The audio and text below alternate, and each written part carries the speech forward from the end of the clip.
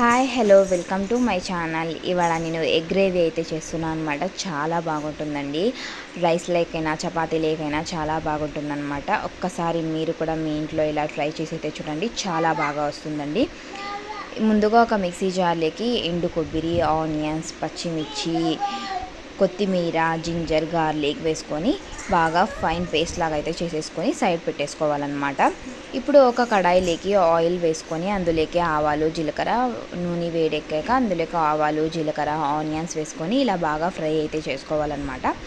ఇలా బాగా ఫ్రై చేసుకొని గోల్డెన్ కలర్ వచ్చే వరకు ఫ్రై చేయాల్సిన అవసరం అయితే లేదండి. కొద్దిగా ఇలా చూడండి, ఇలా ఫ్రై అయితే చాలన్నమాట. ఇప్పుడు అందులోకి నేను కరివేపాకు అయితే వేసి ఇలా ఫ్రై చేసుకుంటున్నాను అనమాట. ఇలా ముందుగానే నేను గ్రైండ్ చేసి పెట్టుకున్నా కదా, ఆ పేస్ట్ అయితే ఇప్పుడు ఇందులోకి కడాయిలోకి అయితే వేసేసేయాలన్నమాట. ఇలా బాగా ఫ్రై అయితే చేసుకోవాలన్నమాట. ఆ పేస్ట్ అనేది ఒక 2 మినిట్స్ వరకు ఇలా బాగా కలుపుకుంటూ ఫ్రై చేసుకున్నాక అందులోకి మనము కొద్దిగా పసుపు, ఉప్పు అయితే వేసుకోవాలి. టేస్ట్కి తగినట్టు ఉప్పు అయితే వేసుకుంటే సరిపోతుంది. ఇందులోకి ధనియా పౌడర్, కారం, నేనైతే ముగ్గురికి అయితే చేస్తున్నాను అనమాట. అందుకే తక్కువ క్వాంటిటీలో అయితే చేస్తున్నాను అనమాట.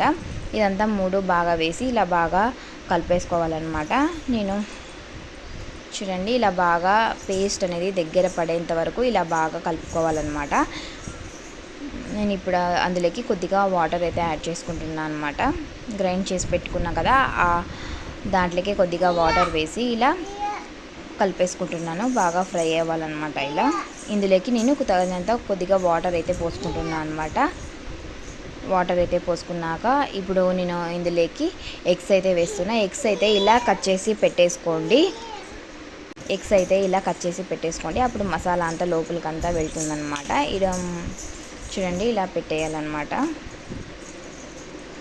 ఇప్పుడంతా ఇది ఒకసారి ఇలా కలిపేసుకోవాలి. ఒక 2 మినిట్స్ వరకు కుక్ చేస్తే సరిపోతుందండి. మన టేస్టీ ఎగ్ గ్రేవీ అయితే రెడీ అయిపోతుంది. చూడండి, ఇలా నూనె పైకి తేలేంత వరకు కుక్ చేసుకుంటే సరిపోతుందన్నమాట. చాలా బాగుంటుందండి. తప్పకుండా మీరు కూడా మీ ఇంట్లో ఇలా ట్రై చేసి అయితే చూడండి. నాకైతే చాలా నచ్చుతుందండి ఇలా చేయటం. చాలా అంటే చాలా బాగా వచ్చిందనమాట. మా ఇంట్లో అయితే అందరికీ నచ్చేసింది.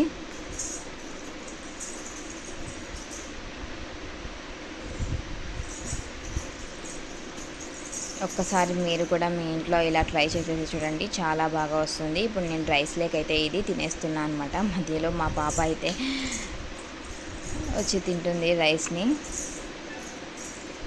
Okay guys, bye. Please subscribe చేసుకోండి.